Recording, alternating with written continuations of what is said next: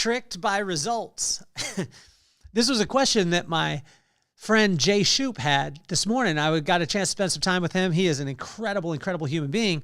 And I asked him some questions about how to keep a sober mind. And he said, well, sometimes people are tricked by their results. And I was like, well, tell me more.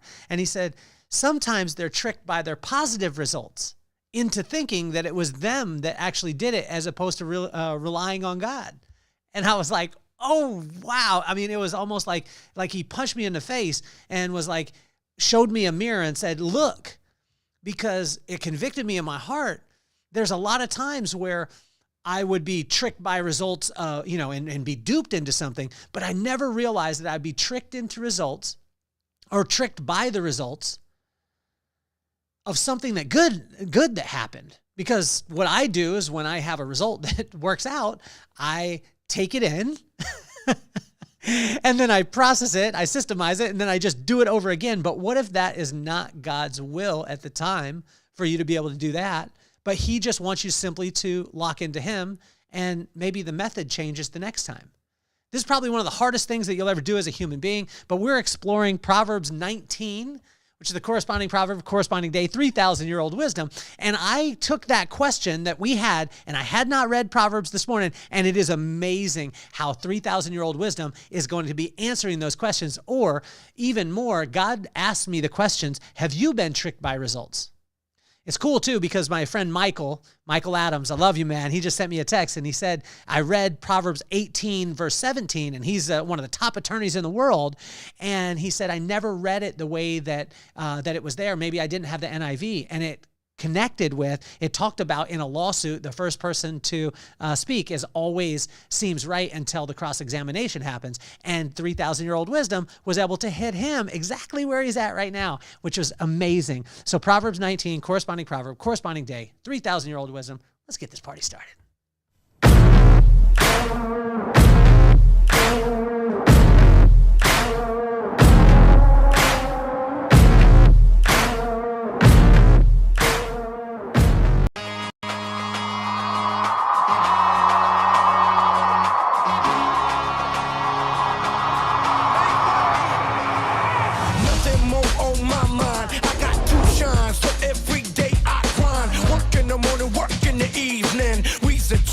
Cause we believin', it's for certain, we put the work in. We ain't stopped just because it's hurting. Right before your eyes, so it's coming to no surprise. The takeover is televised. Over and over and over again. Make no mistake, we continue to win. Defeat never know, cause I will not lose. They wanna mimic my moves, but can't walk in my shoes.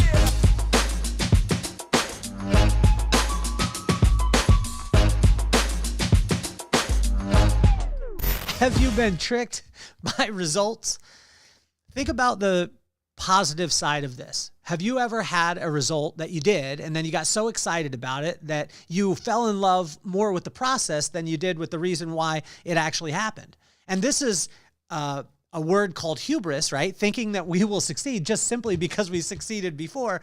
But again, my buddy Jay Shoup, when he asked me this question, have you ever been tricked by results? And he said there's so many people that get tricked by results, and then they keep doing those systems processes, they fall in love with them, and they manage the people as opposed to loving the people, because the people are always going to be a little bit different emotion, a little bit different method, whatever it is, and then managing the system so the system is constantly changing, adapting to the people, as opposed to saying this is the rigid way that we have to do it. Why? Because we got results before. Have you been tricked by results? Proverbs 19, the corresponding proverb, corresponding day. I've been studying this stuff for the last 30 years, and it's amazing how it's coming alive. First, you read the word, and then the word will start to read you. And God asked me these questions, so I'm going to run them down today, and we're going to jump right in. In question number 1, have I been tricked by results? It was this conversation I was having with God this morning, and he said, are you doing what is right or what is profitable? This one, again, I feel like I keep getting kicked in the head in this. And watch this. In verse number 1, it says, better poor whose walk is blameless than a fool whose lips are perverse. In verse number 7, it says, the poor are shunned, by all their relatives, how much more do their friends avoid them? In verse 8, it says, though the poor pursue them with pleading, they are nowhere to be found. The one who gets wisdom loves life. The one who cherishes understanding will soon prosper. And God asked me, are you doing what's right, or are you doing what's profitable? And I had to look at this and be like, sometimes I'm tricked by results because it's profitable, so I think it's right. But what's crazy is when I do the right thing, it's always profitable. Not immediately or when I want or the way that I want. Maybe it's not profitable in money, but it is in relationship. And imagine that as we move forward. So in verse 22, this was the cool thing. In 22, it's down below. I'm reading the NIV version too, so make sure. I mean, you don't have to read the NIV. You could read the King James New Living Translation, but I would go through and study and compare and contrast. So in verse 22, it says, what a person desires is unfailing love. Better to be poor than a liar.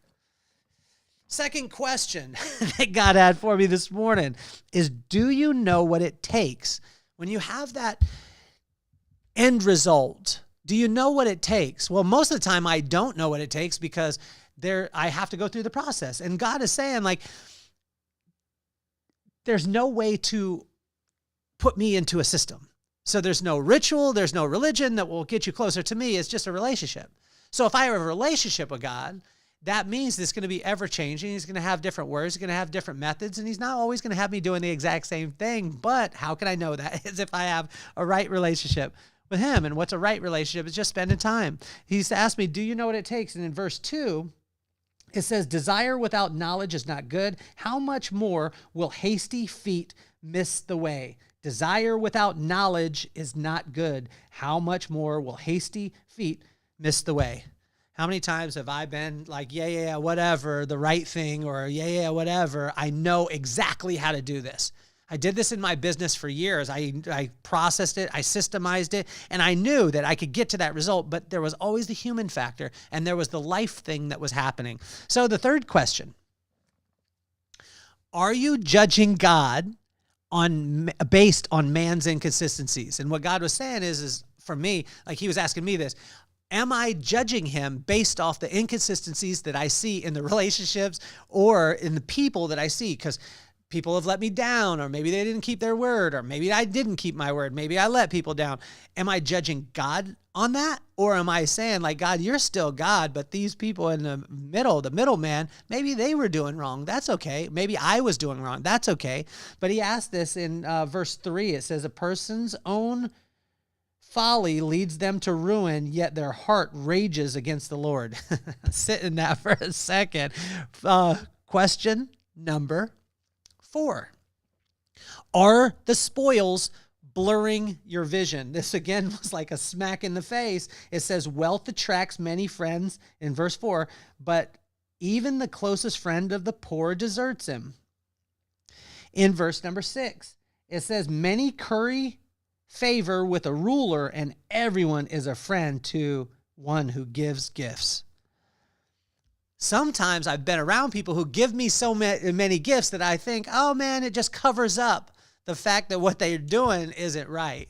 And what God was asking me is, are you allowing the spoils of the relationships to blur your vision on what is actually right? And what is right, it's what I tell you in the particular time and in that moment. And the only way you'll know that is if you come to me and spend time with me. And I don't know, I sit in these questions for a little bit. Question number 5 is, are you telling the truth to yourself? And in verse number 5, it says, a false witness will not go unpunished, and whoever pours out lies will not go free. And I thought, I'm looking at people who maybe don't tell the truth, but God was like, are you telling the truth to yourself? And so he has convicted me on this. And in verse 9, it says, a false witness will not go unpunished, and whoever pours out lies will perish. Think of that, Michael Adams. Perjury. What will happen with perjury? A false witness will not go unpunished, and whoever pours out lies will perish. Imagine what would happen when a person perjures themselves. And I'm speaking to Michael Adams because he's, again, one of the top attorneys in the whole entire country and happens to be one of my friends. And this is a side note. Membership has its privileges, right? But your heart will give you access. And I have access to my friend, Michael, who's one of the greatest lawyers on the planet, but I do because he's my friend. And so in verse number 28, it says, a corrupt witness mocks at justice, and the mouth of the wicked gulps down evil. Right? And so when I look at that, it's not like, oh, I'm pointing my finger. God was saying, are you telling the truth to yourself? Are you that person? Are you that person that's sitting on the stand and perjuring yourself based off of not just what you say, but what you do? Is your character in line? Here we go. Here's the hardest one for me to read, which was the question he just said, character check, ? And this goes in verse 10. In verse 10, is not fitting for a fool to live in luxury. How much worse for a slave to rule over princes? In verse number 13, a foolish child is a father's ruin, and a quarrelsome wife is like a constant dripping of a leaky roof. Verse 14, houses and wealth are inherited from your parents, but a prudent wife is from the Lord. Let's see, verse 15, laziness brings on deep sleep, and the shiftless go hungry. That means are you diligent? Verse number 16, whoever keeps commandments will keep their life, but whoever shows contempt for their ways will die. And it goes on in verse 17, 18, 19, 20, 24, 25, 26, and 27. That's simply a character check, and I invite you, read through this. Corresponding proverb, corresponding day, 3,000-year-old wisdom. It is crazy when you start to read it. It will actually read you. Today it was reading me. Let's move on to the next question. Are you leading with wisdom, forgiveness, and love? And this was a hard one for me because I just had a certain situation today where one of my friends had told me an untruth. And God hit me with this. A person's wisdom yields patience.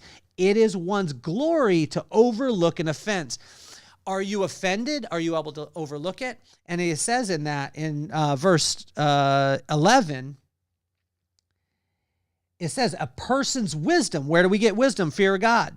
Yields patience, and it is one's glory to overlook an offense. Was I offended? A little bit. Do I need to overlook it? Yep. Why? Because I want to show wisdom, but wisdom comes from the fear of God, spending time with him. If I know his character and I spend time with him, then I fear him or respect him, then he'll give me wisdom. And he gave me wisdom today by smacking me upside the head and asking, are you leading with wisdom, forgiveness, and love? Next one. Next question. Where are you giving credit?